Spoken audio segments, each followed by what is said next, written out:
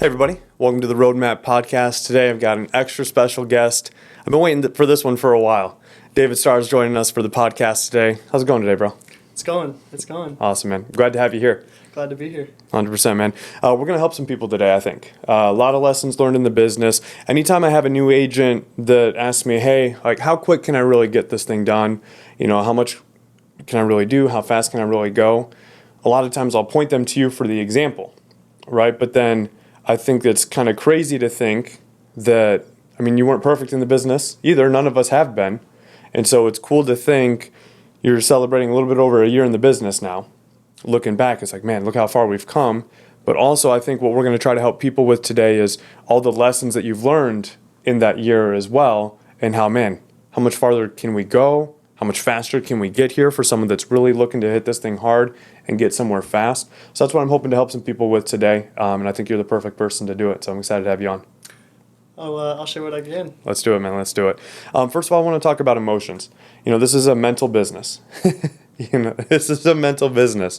A lot of long phone calls, a lot of what really is going on here, conversations, and I think that it's due to a lot of things really, but I want to get your take on emotions in this business. What have you done? What have you struggled with? And how have you, I feel like you're a lot better now, significantly better than when we started, with room to grow. So help some people out on your journey in emotions in the business.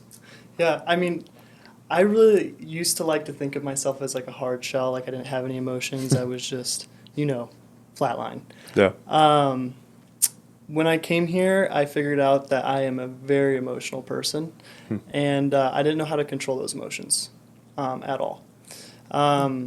So, not being in any sales position or opportunity before, I had no idea what I was getting myself into. So when I first started, I was riding those highs, booking appointments, closing, and then I'd ride those highs all the time, and it wouldn't be until I hit a low and it would hit hard. Because I was always just so high up, and I would ride the victories to the top. Nice. So you were on a roller coaster. Yeah. And we've all been there in life, and that's not fun. And in business, it's no more fun. And so you're riding these highs to the top, and then they're taking you crashing down, and it's getting real tough. I think a lot of people can relate to that. I know I've had plenty of them, and I think we all know that that's not the right way to do it. But a lot of us struggle with, well, how do I get off of that roller coaster? How do I keep it more even keeled? So what are some things that you did to keep it more level, to keep it more even keeled rather than riding that roller coaster? I didn't stay on an island by myself. That's the first thing. I made sure I always reached out to first Mindy, and then you, and then it became a lot of you every night. Right. No exaggeration there. Yeah, literally. But those are the conversations that really molded my mindset. You know what I mean? Those late night conversations when I would just be getting back home at 9 o'clock from a run day and I didn't make any sales or help any families. You were there to help support me on that. And really, I feel like a lot of people will just put themselves on the island because they're too scared to reach out to people thinking that they're bothersome. But this was like survival for me. So it wasn't a choice. You were picking up my phone call. Yeah, absolutely. And I think that's important for a lot of people to register, and because everyone hears it, right? We all tell, any mentor in this business tells people to reach out. Yeah. I don't think people realize how available mentorship is if you ask for it. You know what I mean? I feel like people, oh yeah, reach out, okay. But they're busy. Well, busy helping people that want to win. Yeah, and so if you want to win, be that person. So what switched for you going from reaching out a little bit to, I need this, I have to have this help, and they're going to give it to me because I'm working hard? What switched? It was hitting those lows. I didn't want to stay on that rock. It's a bad place to be by yourself, and I've been there previously in different circumstances and situations in life, and I never reached out to anybody, all Yeah. throughout growing up, and it was really rough. And it was more so the fact that I didn't really know how to reach out more so, or thinking that I was bothering people myself. Yeah. Yeah, I mean, if I would have just reached out a little bit more, even when I was growing up and, going through all the hardships, I just kind of think back like, man, like that probably would have really helped if I would have just expressed how I was feeling to people. Yeah. Human beings are cultural people. We're meant to be in a supporting environment. And when you try to take things in on your own, whether it's life like you're talking about or in this and business too, you're going to struggle, and odds of success are very low. Very low. So I think it's so important, and I appreciate you sharing and getting deep with people about that, because reaching out, man, that'll change the game. It did for you, it did for me. It will for anyone that takes it to that level. But think about how many people in the business have told you, all right, I'm going to be your guy. I'm going to talk to you every day.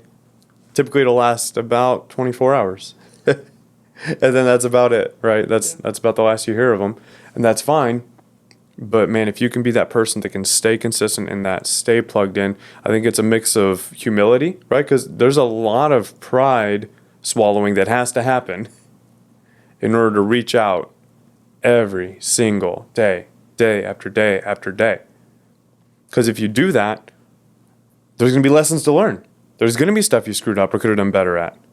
And so to put yourself in that student, that pupil position of, man, I need mentorship is really tough. But it points right back to our motto here at FFL, humble and hungry. That humble part, man, it's tough. But if you figure it out, it's going to unlock crazy levels of growth and speeds of growth that would otherwise be completely unattainable on your own. 100%. I mean, just like Sean Mike said, you come here either broke or broken. Yeah. Or right? Yeah. And that was me. I came with both. I was tired. I was tired of living the way I was living before. I had a big ego on my head before I came to this business, and I just dropped it all. I said, screw it. I'm just going to start fresh. Yeah.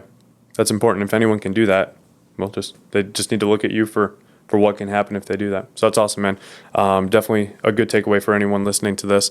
Let's talk about some discipline next. And this is going to be deep too. I feel like every one of these we're getting deeper and deeper. But let's talk about discipline in the business. What does that mean to you? Do you feel like you were a disciplined person coming into this? Maybe not so much, more like me. What's been your evolution with discipline as it pertains to this business? Yeah. When I came into this, I was not disciplined at all. It was a lifestyle of waking up at 10 o'clock, maybe noon, right? Yeah. And starting my day. It was doing drugs throughout the week, right? Going out and partying, not caring whatsoever about my own well-being. Yeah. When I got here, I knew I had to change things quickly. And I tried, but discipline is a hard thing to master, a very, very hard thing, especially for myself. So I just kept kind of tapering it back little by little. But I also knew that I had a mortgage to pay for. So, wake the hell up. Yeah, you got to go to work. Right. 100%. So I think where it really hit me was my first dial day. Just waking up at 8 a.m. and being or 7 a.m., getting to the office by 8, being super energized and ready for a new opportunity, and seeing where that took me my first day. Yeah. On being disciplined. And I was like, okay, I'm just going to stay disciplined. Just do this. Go out, wake up early again, start dials at 8 a.m. like they say to do, see what happens next week. Then I'm like, oh, shit. Let's try this for 90 days. Okay. What's 90 days out of my life? Just to say super hardcore discipline, and we'll see where this takes us. Yeah. Because I knew there was a learning curve here, and I've never been in sales before, so I knew I was going to have to climb a lot higher on that learning curve than most people that would come in here with the sales background. Yeah. I mean, I would argue almost that if you have a sales background, sometimes it's a longer climb because you're erasing some bad habits potentially. because I came from sales and I don't feel like that helped me much at all, other than the rejection side of things. But there's a lot of things that can happen in your life that get you used to rejection. Doesn't have to be sales and being told no, but yeah, 100%. That's what we do. It's that discipline of being able to stay consistent and stay scheduled, and to schedule in breaks so you don't get greedy and take them, right? Because if you're working 13, 14-hour days and not scheduling in any time to breathe or to work out or to eat right or to sleep, think about how fast you burn out. A couple days in, and now you're taking a day or two off, eating up all that time that you just got scheduled in and disciplined to implement into your schedule, and then now you've burnt out. And now you got to take another day. You don't have to, but you feel like you do because you didn't stay consistent with it. So I think it's so important to find a schedule where you can really push yourself, but you can maintain, because this is a long-term business. You're not going to be rich in a month. Sorry. It just doesn't happen. So what have you done? And none of us are perfect at this. What are some things that you've done and tweaked in that schedule that maybe can help some people out, maybe some mistakes you've made and some wins you've seen? It was eliminating distractions. All distractions. Like what? There were friends in my life that I thought were my really good buddies. Thought that had my back. Go out with party with them, right? Realized that they weren't so good of friends once I started taking time to myself. Weren't reaching out to me, right? I had it was just kind of like my whole world flipped after that, right? After that realization. Cutting out, drugs and alcohol. Smoking pot was a big thing of mine. So cutting down on that out of my day-to-day life was huge. Yeah. Because I was a lazy bean when I was smoking. Yeah. So that also cleared my mind up. I had a big fog cloud I was just in. I was just robotic throughout life. Sure.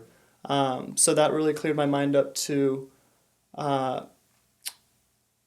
actually let me focus. There were other things too, like things that you don't think that are distractions, but that they are, like family, right? Family's not a bad thing. No, not at all. Not a bad thing at all, especially spending time with them. But there is a point to where you do have to focus on yourself and let that go just for a second. Yeah. Right. Yeah, it's like that part in Ecclesiastes where it talks about in the Bible, everything, there's a time for everything. Yeah. Right? Family is an incredible thing. That's why most of us got into this, is to do better for our families or future families, right? But at the same time, like you're saying, families can be a distraction as well, because if you let that take up too much time, it's easy to convince yourself, because family is a good thing, it's easy to convince yourself that, wait, no, I'm doing this for family, so why would I not spend time with them? I'm working hard. They want me here. So it's hard to sacrifice something that is a good thing, but maybe that's not the right time. And if you talk to any successful business owner, they'll tell you there's no balance when you're building a business. A lot of people, when they're interviewing for a typical job, like I remember I was in this phase where I would talk with all the people I would interview with about how I wanted work-life balance. And then coming here and kind of coming to this realization that if you want more for yourself, if you want to be above average, and here we're talking far above average, you got to be willing to sacrifice some stuff. And not all of it's bad, right? Some of it's going to be drugs, alcohol, bad friends, bad habits, eating wrong, not sleeping right? But some of the sacrifices are going to be good things too. Yeah. That just maybe now is not the time for them. Those can come later. It's that delayed gratification. And so that's a huge one there that I think can help a lot of people that are struggling to figure out, well, what do I sacrifice? Because this is important, that's important. We were on a training call today with someone that was talking about how he wanted to be in ministry and be heavily involved, but he cut back to get this business figured out for a period of time, 2.5 years, and now he's gotten the business to a place that can accommodate for more time in the ministry. But I feel like we live in a culture that's a very microwave culture, right? Oh, I worked really hard last week, so now I can go do this. Well, no, that's not how it works. And that discipline's a tough thing to implement into your life, but very worth it if you keep, because you're never going to perfect it. Yeah. You got to keep working on it. Yeah. But if you do, it definitely, you look back and you're like, wow, I've made a lot of progress on that. A lot of ways to go, but a lot of progress. Yeah. 100%. It's that delayed gratification for Yeah. me. Throughout my whole life, I've always been about instant gratification. Yep. Gratification. Now, this. You know, and when I started delaying gratification for the first time in my life last year, when I started in here, I just started being more happy. Yeah.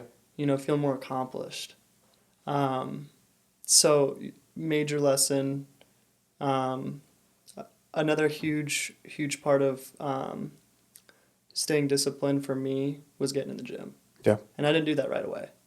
Like I said, I was tapering into these things slowly throughout the business. And once I started getting into the gym, oh my gosh, I felt alive again. I felt like I was in high school. Yeah. You get your mind right. Yeah. Because this business is such a mental business. If your mind's not right, it's going to be a struggle to have anything near success. But the physical exercise is scientifically proven to help your mind. And it's a big part of the business that a lot of us neglect because, again, we're talking about sacrificing things like, oh, I'll be healthy later. Well, it's hard to stay consistent if you're eating like crap, sleeping like crap, not working out, and not doing anything that's going to keep your body right, keep your mind right to pursue the business. So that's a tough one. Speaking about delayed gratification, something just came to me. I remember as a kid, my dad would try to help me with, like, hey, you should take some time away from this TV show or away from this video game for a few days. And I couldn't comprehend it because I was like, well, why? It's not bad. Like, why would I not do it? He was like, well, that's a good skill to have. Way over my head at the time. I think I was in like junior high or high school. It's not like I was 4, but I couldn't comprehend, why would I not watch something that's fun and enjoyable? It's not hurting me. But he was trying to teach me, hey, that delayed gratification is going to be good for you. And I feel like that's something that's extremely important in this business to understand, because if you're able to master that, it allows you to focus in hyper bursts of growth. And I think that's a big deal. Yeah. It's a big deal. So I appreciate you sharing that. Absolutely. I got one for you. So Yeah. my dad, he said something similar to me when I was growing up, and it just actually hit me really hard when you said that. Yeah. I'd always be like, Dad, can we have a rope swing, and can we have this, that? And he's like, what do you want next? A dirt bike track for the backyard? Because I can build that, and that'll be fun for what, a week, and then what? What's next? And that hit me hard. And I didn't understand what he meant by that when I was that young, but man, you just saying that, inception moment right here. Yeah, right now. absolutely, man. No, yeah, that's something very wise, but our culture is completely 180 of that. So you have to really work on that mindset. But once you do, that brings a level of freedom that you won't find anywhere else. So that's huge. That leads into the next topic I want to cover here. Understanding how much your time is worth. Because we've all been told your time is worth $10 an hour, $15 an hour. Maybe in a year it'll be worth $15.75 an hour, and we've all been in that place. But then we come here and we choose how much our time is worth. It can be worth hundreds of dollars an hour, where we're getting paid doctor money, lawyer money, without the medical, school debt or the law school debt or the years and years of time invested in it. So we can make such insane money, but sometimes it's really hard, especially as a new agent, but at any point in time, to forget how much your time is worth and to let those distractions seep in. So what was that growth for you in understanding what your time is actually worth and how you implemented that in the business? Yeah. Another major key, man. So rich people, they're not concerned about money and how much things cost. They're concerned about how much time it's going to take and how long it takes to get from point A to point B. And I didn't understand that either until I got to this business. What do you mean you don't care about the money? Like, that's what it takes. You're right. But when you get to a business where you can literally print money, then you start breaking down how many families you helped that week. Yeah. To how many families how many families you helped that week divided by the week, divided by the day, then divided by the hours of the day. Yeah. And you break it down and you're like, holy crap, dude. Like my time's worth $350 an hour. Yeah.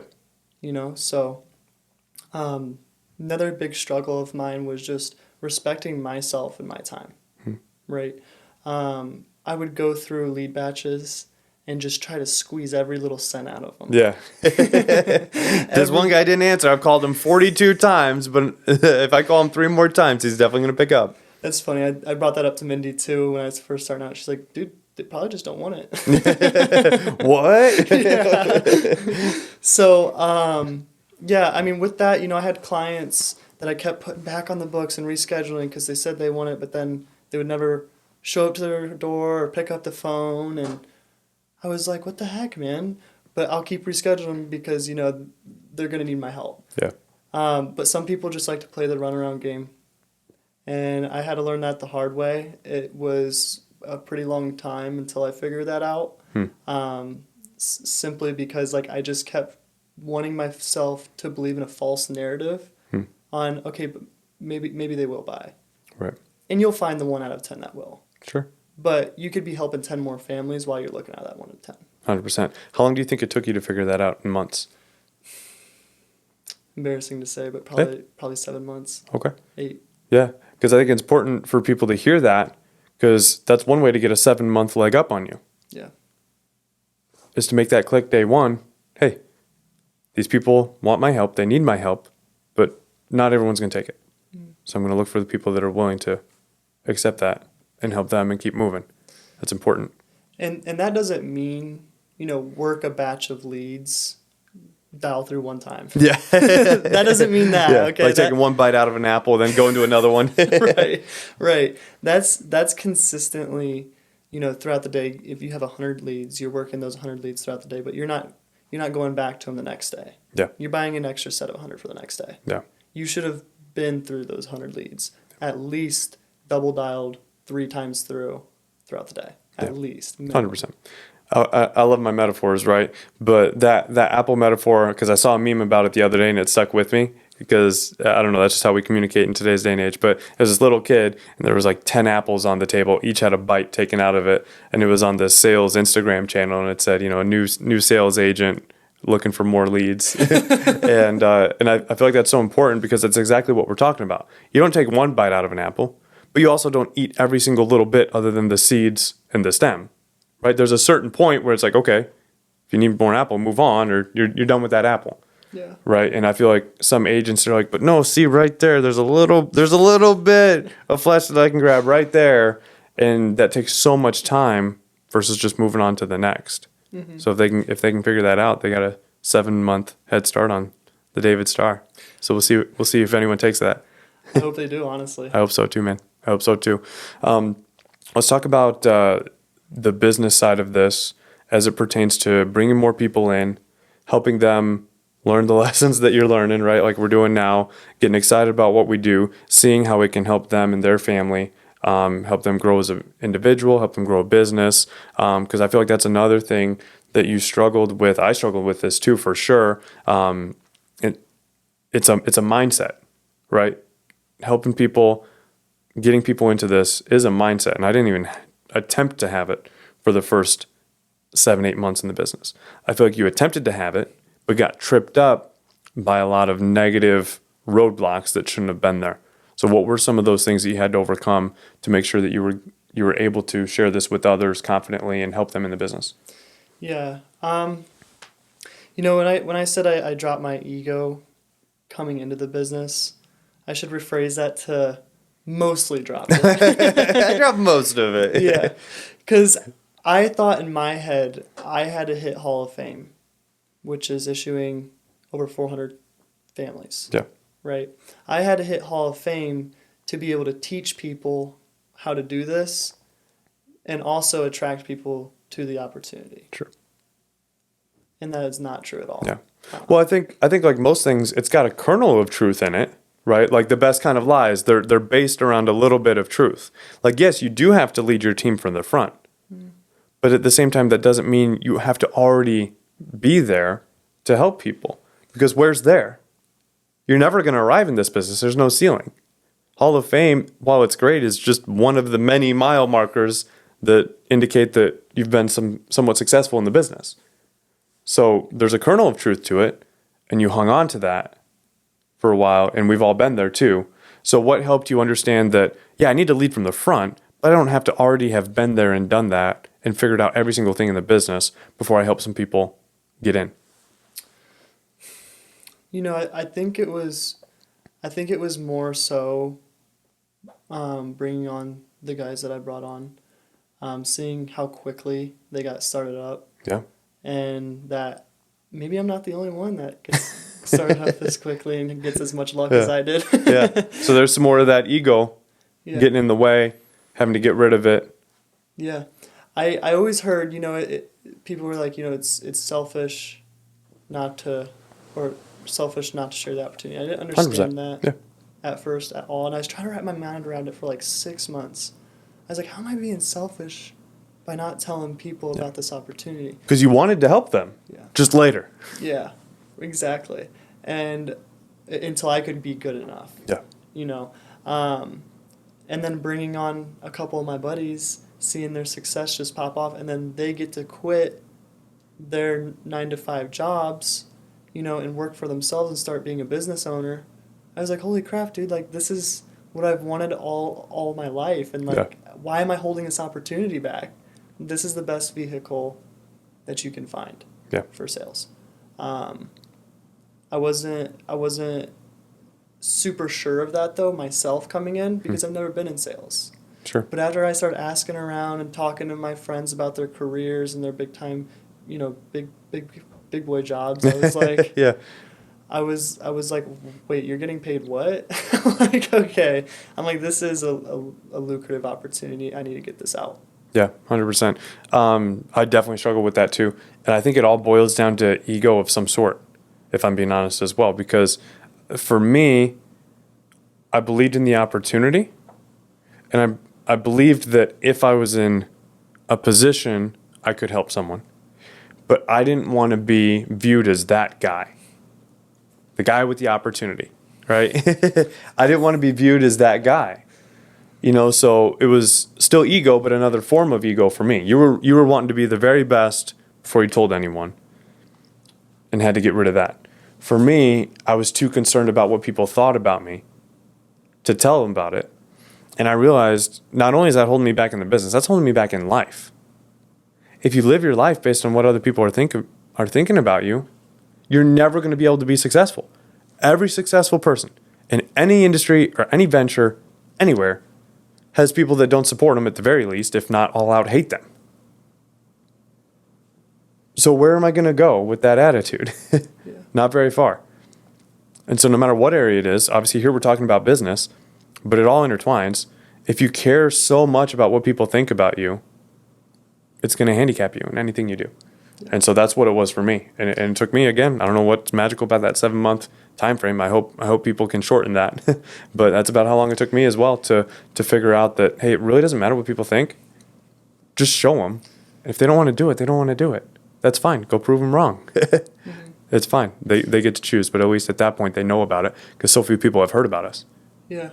And you said I didn't want to be that guy. Yeah. Right? And it sounds ridiculous to us now saying it because I was the guy that was looking for the opportunity, that was looking for you. Right. For that guy to give me the opportunity.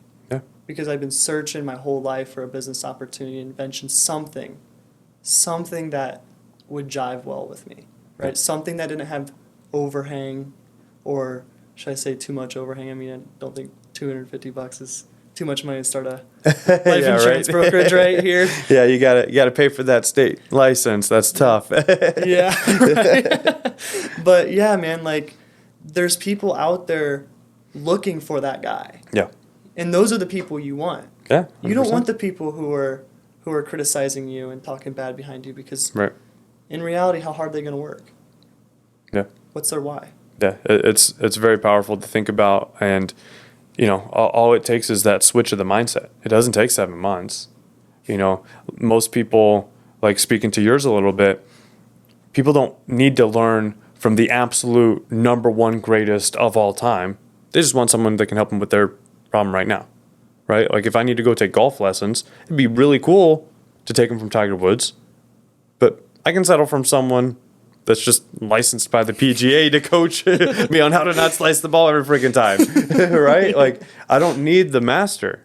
You just need someone that's at least a step ahead. And I feel like that's what everyone needs to realize in this business, no matter what stage you're at. You are already a step ahead if you're here. Because there's other people that aren't here. So you get that step. And if you keep going, you'll continually be a step ahead of anyone that you tell about this, if not multiple steps ahead. The more steps ahead you are, the more valuable you are to them. But the cool thing about this business and what we do here is how many leaders and mentors you have ahead of you that are just as incentivized to help those people. I feel like that's a part that is very unique to what we do here and kind of unique to our team. Obviously, there's other incredible teams out there, but I feel like our team especially has so many people that are just stacked up that have been here different times, different periods, but are still willing and still humble enough to help the brand new person if they're confident enough to ask and hungry enough to ask. What are your thoughts on that? I mean, I've talked to a lot of people in FFL that have given me a lot of information. What I know, like when people are like, man, did you write that script? It's like, no, I didn't write that script, but it came from everyone in FFL, and it's a conglomerate of everyone together, you know? So Yeah.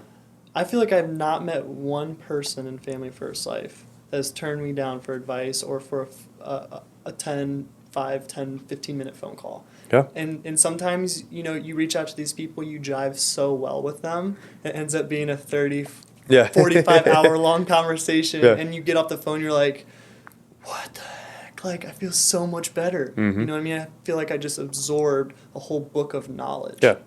This is what you needed at that time, and they spoke it in the language that you needed. Yeah. 100%. Yeah. That, again, brings us to the next topic that is very tough in this business. This business can grow so fast. You as a person, your business, your team, you can grow so fast that oftentimes we'll get caught looking ahead at what we're chasing, what we're pursuing, what we're trying to get to, what we're trying to be and become, that we can get lost on, we just need to go to work today. You know, and being there in the present. So has that ever been a struggle for you? And if so, what'd you do to stay in the present? Yeah, a couple things come to mind with this. First thing is me figuring out how to decipher busy work with productive work. Yeah. You know that? That's huge. Yeah, because you can find yourself so many times getting off of a dial and just getting on your phone. Yep. And just scrolling and scrolling and being on autopilot and not really being present, right? So really focusing on intentional work here, but also, you know, it's good to look into the future and set goals, but not look too far into the future and not dream too long about the future. Because you can get caught up, you know what I mean? Yeah. Start stressing about things that aren't even happening, you know? Really, I mean, Our CEO talks about this a lot. He despises, and I won't use his language, 5, 10-year goals. Yeah. You know, it's a common interview tactic in any job or when you're trying to get to know someone. What are your long-term goals? But those are really dangerous because a 5-year goal doesn't mean you have to get up and go to work tomorrow. Yeah. Doesn't mean you have to pick up that phone and dial right now. If you got a 5-year goal, you can keep scrolling on Instagram. You can keep going on TikTok to the next one and the next one and the next one. Yeah. But if you have a 30-day goal, a 90-day goal, 6-month goal, a 1-year goal, you don't have time to keep scrolling. Yeah. You got to hit the gym. You got to get to work. You got to tell some of your buddies that you're kind of nervous about what they think, but you also are pretty sure they're going to crush it if you do tell them about what we do. You just got to do it. Yeah. And that's difficult for a lot of people. It definitely was for me. Yeah. And I would even break it down to even like, you know, the 30, 60, 90 goals, those are great, but even having weekly, daily, and hourly goals. Yeah. I'm not going to get out of my seat for the next hour. I have to go to the restroom right now, but I'm going to make 10 more dials. Yeah. Right? That really keeps you on track. Yeah, 100%. 100%. And I think that's a great place to kind of wrap up talking about that organization that this business really takes. because it's easy to get lost in all the different things you can be doing or pursuing, right? You talked about busy work. It's easy to feel like you're working when you're on a carrier's portal checking previous sales, right? Or when you're watching YouTube and and training, right? But if you should be dialing, then you're not working, right? And our business is really simple. If you're not talking to a client or an agent, you're not working. And that's a hard thing to admit to ourselves sometimes. I catch myself in that all the time. It's like, oh man, today was a great day at work. How many clients and agents did I talk to? If it's in the single digits, I didn't even clock in. And if it's in the double digits, even still, it's like, yeah, you had more in you. Yeah. And so I think that's really important to realize. Have you ever struggled with that part of the business, kind of fooling yourself, thinking that you're working, but you're not? Oh yeah. I was falling into that trap a ton in the beginning. I'd say after the 90 days. I was super focused for that 90 days, but after I started getting deposits and getting comfortable, that's when that started seeping in more Yeah. so. And I just learned you cannot live comfortably. No. You know what I mean? You have to be in survival mode, especially for the first 90 days. Yeah. When your back's against the wall, you go to work. Yeah. Well, growth never happens when you're comfortable. Mm-hmm. Whether it's in the gym, whether it's in a relationship, whether it's in church, whether it's in business. If you're comfortable, you are not growing. By definition, you're not growing. Because growth is uncomfortable. I mean, our bodies literally have growing pains when we're growing up. Like that's how life works. And so, but a lot of us, and I lived here for years and years and years, and I'm still sometimes lulled back into that. But we pursue comfort, right? We're pursuing a bigger business to do better for our family. We're pursuing a bigger business to be able to help others, right? And be more comfortable. But oftentimes it's easy to get lulled into that complacency. And I think that part of that comes down to your goals. You know, what are your goals? Are they all self-centered? It's important to have some self-centered goals, right? Whether it's the gym or business or whatnot. But who are you trying to help outside of yourself? Because when you get to a place where your bank account's better than it's ever been, when your income is better and more consistent than it's ever been, it's easy to get complacent. But if there's someone out there that needs your help and you can't help them at that stage that you're at, it's a lot easier to get your butt to work. And so that's been a struggle for me that I've had to continually adjust and grow with is what are my goals truly? And I need to make sure that my work ethic matches my goals. Because if they don't, then I need to readjust my goals down. And I can't do that. Yeah. I can't do that. So I need to make sure I get that work ethic up to match those goals. And that's really tough. Yeah, this past year was the most present I've ever been in life in general. And the goals I set, being disciplined and figuring out how to be present in life every day. Because with this business, you're using your mind all day, every day, thinking of objections, rebuttals, helping people, whatever it may be, you're just using your mind. You're not sitting at a 9-to-5 desk job, just doing your thing or waiting for the next break to come. Yeah. Right? So your days go by a lot slower. But they also, in the longevity of things, go by super quick. Because you're like, oh my gosh, it's already May or almost May. You know what I mean? And we're almost 4 months into this year already. Yeah. But my day-to-day is so much slower being present. And with that, I was able to exceed my goals completely. From what I thought I'd be able to do, I accomplished more than I thought was possible in my life. Yeah, 100%. Helped over 500 families just off your own pen. Built a team, and we've talked about a lot of the hiccups in building the team, but built a team to help over 150 families in a month, vice president status in our company, tons more coming in. And I think that's a good place to wrap up.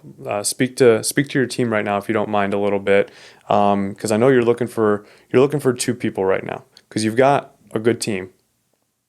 Ton of sharp people. Great team. Incredible team. Ton of fun to be around. Great energy, great culture. But you're looking for what a lot of us business owners are looking for is that next level of leadership. So let's start there. What are you looking for in that next level? What does it take to step up and be considered a leader here at Family First Life on your team? What does that look like? Keeping the main thing, leading from the front. You know, having people step it up and train for what they know, right? Because I know a lot of the boys that are on with me right now, they're just starting out. They're still new, but they still got a lot to teach people. Okay. You know, so just having more leaders step up to train one-on-one, even if it's not people on their team. Yeah. You know, on their direct downline. Because, you know, me helping and training people on your team and Mindy's team before I started growing mine helped me realize how to mentor people. Yeah. And the conversations to go about. So it might not be literally in that moment benefiting you financially, but you are growing as a mentor and you are helping someone else. And a selfless act is always kind of selfish in a way because it's going to grow you. Yeah. That's awesome. Investing in yourself. Like, Yeah. that's all that is. And that's another big key on what I'm looking for in leaders is for them to invest in themselves and believe in themselves, right? Yeah. Whether that's financially and other people, going above and beyond what they think their capabilities are by taking risks. Yeah. Like, and I'm not just talking like little risks, you know what I mean? Like something where it's like your heart feel like it's gonna stop. Yeah. You know? It's like, oh boy, I've never bought these many leads in my life. I've never committed to an office space. I've never committed to business expenses before outside of leads or staff or so many things. But it goes back to what we were just talking about, being uncomfortable. Yeah. If you really want it, you're going to be willing to get uncomfortable. So that's huge. You're looking for people to step up, be consistent in that high production, which is just making more money. It's like, hey, can you make more money for yourself? Right. Please. and then being willing to selflessly give and train. And I think that that's an aspect that I've always attempted to take in the business. And I feel like that attitude gets you very far in life. And at some point, it'll probably come back around to help you out in some way, shape, or form as well. So that's huge. And then let's talk to the people that you're looking for that aren't with us yet. Yeah. You know, who are you looking for there? I feel like I always overcomplicated this part of the business. Like, oh, well, they got to do this, and they got to come from this and have this, right? And all of that is complete BS. So what are you looking for on your team? What's the culture you're trying to create? Who do you want to be a part of it? Yeah. I'm looking for humble and hungry. Right. I'm looking for the people that I'll open the door for and they'll say thank you. Yeah. Right. Someone who will come in with a ton of humility and break everything in sight, but come to me to help them fix it. Yeah. Instead of just leaving the china shop and not telling anyone, right? Yeah. Yeah. Like, hey, they're willing to go out and put the activity in because that's how you're going to learn. And then look for the help as you're putting in that activity and be grateful for it. Yeah. It's pretty simple. Yeah. I think gratitude's a must for any type of success in life, period, in any aspect. Because how do you work with someone that's not grateful? Right? Because there's no middle ground. It's either you're grateful or you're not, right? If I expect you to open a door for me, what does that say about me? If there's no middle ground, either I'm grateful for it or I'm not. Either I'm focused on myself or I'm not. So I love that that example because it can indicate where that person's head's at. Yeah. Does the world revolve around them? We all know those people. It's really, really tough to get along with those people, let alone work with them and grow with them. It's just it's nails on a chalkboard. Yeah. But if you're not focused on yourself, if you're focused on others, you're grateful when good things come your way, when help is given to you. You don't have an ego, like we've spent half this time talking about, is how we've battled and overcome our egos. And if you're hungry enough to just go to work, it's lights out. Yeah. And like consistent, intentional work. Yeah. That's all it is. That's all this business is. It's so simple, man. It's frustrating, isn't it? We want it to be so difficult. Yeah, right. We do want to make it so difficult on us, man. Then it would give us excuses. Yeah, right. But it's not. It's a simple business. 100%. Any parting shouts for everyone out there? I think if you're in a spot struggling right now, I think, and I know it sounds cheesy, but looking in the mirror and just asking yourselves what you want in life, right? And making that commitment to yourself, not giving yourself an out. telling yourself you're going to do it day in, day out, no matter how hard it gets, no matter how sick you are, whatever, you're going to still do it because it's what's right. It's what you got to do, right? If you want to live a good life, then you got to do not the most fun things. Yeah. Yeah. Sacrifice is going to have to be involved. Sacrifices have to be involved. Yeah, That's pretty straightforward. that's straightforward as As it gets. as it gets. Absolutely. Absolutely. David, I appreciate you being on, man. You're an incredible friend. Proud to be in business with you and get to know you better as we grow this thing. It's only been a year. What, I feel like I grew up with you, bro. We've known each other for decades. Wait, no, we met last March. But no, that's the incredible part about this business. You get to meet a lot of like-minded people that share the same passions and dreams and goals as you, and you get to pursue them together. And shared pain is a crazy bond. You know, we're not in the military. We don't serve like the military does, right? Not even close. But someone that hasn't had their first dial day, they can't relate. They can't relate. Someone that's had 10 appointments going into a day and then doesn't help a single one of them and gets no-showed by like 9 of them. Like, if you've not gone through that pain, you can't relate. And so the shared frustrations of this business bond you like nothing else. But it's a fun group to be a part of, because what is that compared to the military? Compared to investing your entire life savings in a business that flops or gets taken out by the economy.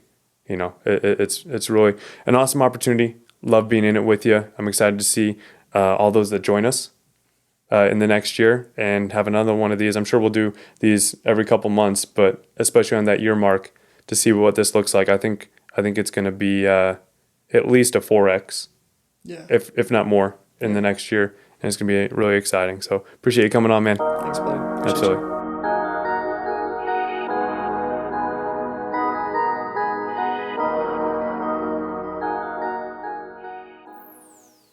Hope you enjoyed that episode of the RoadMap podcast. Make sure you like, subscribe.